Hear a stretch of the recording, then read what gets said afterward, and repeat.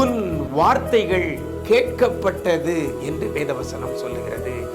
வித்தியாசம் உண்டாகும்படி செய்வேன் என்று கர்த்தர் சொல்கிறார். நான் உன்னை வெறுத்து விடவில்லை என்று கர்த்தர் சொல்லுகிறார். இன்றைக்கு கர்த்தர் நமக்கு தருகிற ஒரு வார்த்தை வார்த்தை வார்த்தை செய்கைக்கு தக்க பலனை கர்த்தர் உனக்கு கட்டளையிடுவாராக.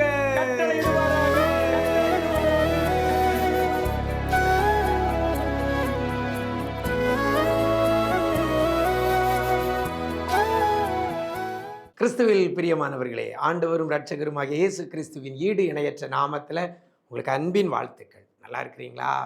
எல்லாரும் ஆண்டவர் கிருபையில சூப்பராக இருப்பீங்கன்னு கர்த்தருக்குள் நம்புகிறேன். இன்றைய விசேஷித்த வார்த்தை நிகழ்ச்சி மூலமாக வேதத்திலிருந்து ஒரு வசனத்தை உங்கள் முன்னால் வைக்க ஆசைப்படுகிறேன். ரூத்தின் புஸ்தகம் 2ஆம் அதிகாரம் 12ஆம் வசனத்தில் ஒரு வார்த்தை சொல்லப்படுகிறது. ஆரம்பத்தில் கர்த்தர் உனக்கு கட்டளையிடுவாராக என்ற ஒரு வார்த்தை வேதத்தில் சொல்லப்பட்டிருக்கிறது. கர்த்தர் உனக்கு கட்டளையிடுவாராக.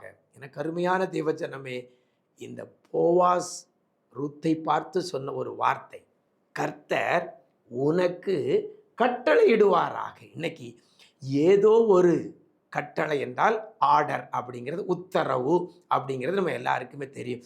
ஏதோ ஒரு ஆர்டரை அல்லது ஏதோ ஒரு உத்தரவை எதிர்பார்த்து நீங்கள் இருக்கிறீங்களா? வேலை பார்க்குற இடத்துல, அல்லது படித்து முடித்து வேலைக்காக, அல்லது தொழில் காரியத்தில், அல்லது எதிர்கால காரியத்தில், கையின் பிரயாசத்தில், ஊழிய பாதையில், குடும்ப காரியங்களில் ஏதோ ஒரு உத்தரவை எதிர்பார்த்து இருக்கிறீங்களா? உங்களுக்காகவே இந்த வார்த்தை கடந்து வருகிறது. நீங்கள் எதிர்பார்க்கிற உத்தரவை, எதிர்பார்த்திருக்கிற கட்டளையை இந்த வசனத்தில் சொல்லப்படுகிறது. கர்த்தர் உனக்கு கட்டளையிடுவாராக. இன்னைக்கு யார் கட்டளையிட்டாலும் நடக்கலாம், நடக்காமல் போவதற்கு வாய்ப்புகள் அதிகம். ஆனால் கர்த்தர் கட்டளையிடுவாரேயானால் அது நடக்காமல் இருக்காது. கர்த்தர் கட்டளையிடும் பொழுது அது கிடப்பில் கிடக்கிறதுக்கு வாய்ப்பே கிடையாது. அவர் சொல்ல ஆகும், அவர் கட்டளையிட நிற்கும் என்று வேதவசனம் சொல்கிறது. சூரியனுக்கே கட்டளையிட்டு அது நிற்க வைக்க நம்முடைய ஆண்டவராலே கூடுனது. இறைகின்ற கடல், கொந்தளிக்கிற கடல், இறையாதே அமைதலாயிரு என்று சொல்லும் பொழுது அந்த கட்டளைக்கு கடல் அமைதலானது. மரித்து அடக்கம் பண்ணப்பட்டு 4 நாளைக்கு அப்புறம் கல்லறையின் கிட்ட போய் நின்று கல்லறையின் கல்லை பூட்டி வைத்திருக்கிற கல்லை புரட்டி தள்ள வைத்து, லாசருவே வெளியே வா என்று கட்டளையிட்டார். மரித்து அடக்கம் பண்ணப்பட்டு 4 நாளைக்கு அப்புறம் லாசர் உயிரோடு எழுந்தான். கர்த்தருடைய கட்டளைக்கு அவ்வளவு வல்லமை இருக்கிறது. கர்த்தருடைய கட்டளைக்கு அவ்வளவு மகத்துவம் இருக்கிறது. என்னுடைய வாழ்க்கையில எதிர்பார்த்திருக்கிற அந்த காரியத்தில் இந்த கர்த்தர் ஒரு கட்டளையிடுவாரேயானால் அது அப்படியே நடக்கும். இன்னைக்கு இந்த வார்த்தை உங்களுக்கு நேராக வருகிறது. எப்படி? கர்த்தர் உனக்கு கட்டளையிடுவாராக. இன்னைக்கு உங்களுக்காக கர்த்தர் ஒரு கட்டளையிட போகிறார்.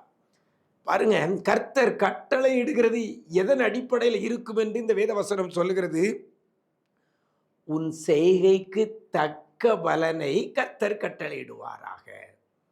நம்ம என்ன செய்கிறோமோ, என்ன முயற்சி பண்றோமோ, என்ன பிரயாசப்படுறோமோ, என்னென்ன செயல்களை செய்கிறோமோ அதற்கு தக்க பலன்னா அதற்கு சரியான பலனை கர்த்தர் கட்டளையிடுவார். இன்னைக்கு அநேகர் சொல்ற காரியம், நான் எவ்வளவோ முயற்சி பண்றேன், அதற்கு சரியான பலன் எனக்கு கிடைக்கல அப்படின்னு நம்ம சொல்றோம். நான் எவ்வளவோ பிரயாசப்படுறேன், கடினமாய் உழைக்கிறேன், வேலை பார்க்குற இடத்துல, கம்பெனியில் ஆனாலும் சரி, தொழில் காரியங்களாலும் சரி, கடுமையாய் உழைக்கிறேன், ரொம்ப பிரயாசப்படுறேன், என் செயல்கள் ரொம்ப இருக்கிறது, என்னுடைய பிரயாசம் ரொம்ப இருக்கிறது, கடினமாய் உழைக்கிறேன், செயல்படுகிறேன், அதற்கு பலன் இல்லைன்னு சொல்றீங்களா? செய்கைக்கு தக்க பலனை கர்த்தர் இன்னைக்கு உங்களுக்கு கட்டளையிட போறார். இதுவரைக்கும் நீங்க செய்ததற்கு தக்க பலன் உங்களுக்கு வராமல் போயிருக்கலாம். இன்றைக்கு என் ஆண்டவர் தக்க பலனை, உங்க செய்கைக்கு தக்க பலனை கர்த்தர் கட்டளையிட போறார். நீங்கள் பெற்றுக்கொள்ள போகிறீங்க. எத்தனை பேர் விசுவாசிக்கிறீங்க? அப்போ நம்முடைய செய்கைகள் இருக்கணும். ஒன்றுமே செய்யாமல், ஆண்டவருக்கென்று எதுவுமே நம்ம செய்யாமல், அல்லது வேலை பார்க்குற இடத்துல எதுவுமே செய்யாமல் பேருக்கு போயிட்டு வந்துட்டு இருக்கோம்னா நமக்கு ஒன்றும் கர்த்தர் கட்டளையிட முடியாது. செய்கைக்கு தக்க பலனை கர்த்தர் கட்டளையிட போகிறார். அப்படின்னா இன்னைக்கு வேலை செய்கிறீங்களா, கடினமாய் உழையுங்கள். உங்கள் பிரயாசம் அதிகமாக இருக்கட்டும், உங்கள் செய்கை அதிகமாக இருக்கட்டும். ஏதோ கடமைக்கென்று செய்யாதுங்க. எதை செஞ்சாலும் முழு மனதோடு செய்யுங்க, முழு பலத்தோடு செய்யுங்க. உங்கள் செய்கைக்கு தக்க பலனை வேலை பார்க்குற இடத்துல கம்பெனிலேயோ அல்லது மேலதிகாரியோ தராமல் இருக்கலாம். என் ஆண்டவர் உங்களுக்கு கட்டளையிடுவார், அது உங்களுக்கு கிடைக்கும். அப்படிப்பட்ட கிருபையை கர்த்தர் தருவாராக. நாம் ஜெபிக்கலாமா? நேசிக்கிற நல்ல பிதாவே, இந்த ஆசீர்வதிக்கப்பட்ட இந்த நல்ல நாளிலே கூட உன் செய்கைக்கு தக்க பலனை கர்த்தர் உனக்கு கட்டளையிடுவாராக என்ற வார்த்தையின்படி இன்னைக்கு பிள்ளைகள் என்னென்ன செய்து இதுவரைக்கும் பலனை பெறாமல் இருக்கிறாங்களோ, கடினமாய் உழைத்து முயற்சி செய்து பிரயாசப்பட்டு அதற்கான பலனை அடையாமல் இருக்கிற பிள்ளைகளுக்கு என் ஆண்டவர் இன்னைக்கு நிறைவாய் நிறைவாய் நிறைவாய் ஆண்டவரே பலனை பெரும்படியாய் ஒரு கட்டளை பிறப்பிக்க போறதற்காய் நன்றி செலுத்துகிறோம். யாரை கொண்டு பிள்ளைகளுக்கு செய்கைக்கு தக்க பலன் பிள்ளைகளுக்கு வர வேண்டுமோ அந்த நபருக்கு என் ஆண்டவர் நீர் கட்டளையிட போறதற்காக நன்றி செலுத்துகிறோம். நீங்க செய்யுங்கப்பா, நிறைவான பலன் இன்னைக்கு பிள்ளைகளுக்கு உண்டாகட்டும். ஆண்டவரே, செய்கைக்கு தக்க பலன் பிள்ளைகளுக்கு கிடைக்கும்படி செய்யுங்க. நாளிலே கூட பிள்ளைகள் எங்கே போனாலும் வந்தாலும் உடைய சமூகம் முன் செல்லட்டும், உடைய பாதுகாப்பு உண்டாகட்டும். ஆண்டவரே, உடைய கிருபை பிள்ளைகளை தாங்கட்டும். சுகத்தோடு பலத்தோடு பாதுகாப்போடு இந்த நாளை கடந்து செல்ல உதவி செய்யுங்க. செய்கிற எல்லா காரியத்துக்கும் செய்கைக்கு தக்க பலனை இன்னைக்கு பிள்ளைகள் பெற்றுக்கொண்டு திரும்ப உதவி செய்யுங்க. இரத்த கோட்டைகளை மறைத்துக் கொள்ளுங்க.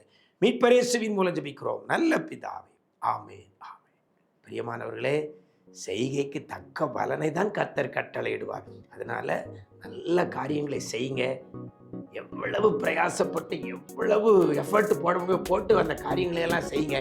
அதற்கு பலனை கர்த்தர் உங்களுக்கு கட்டளையிடுவார். God bless you.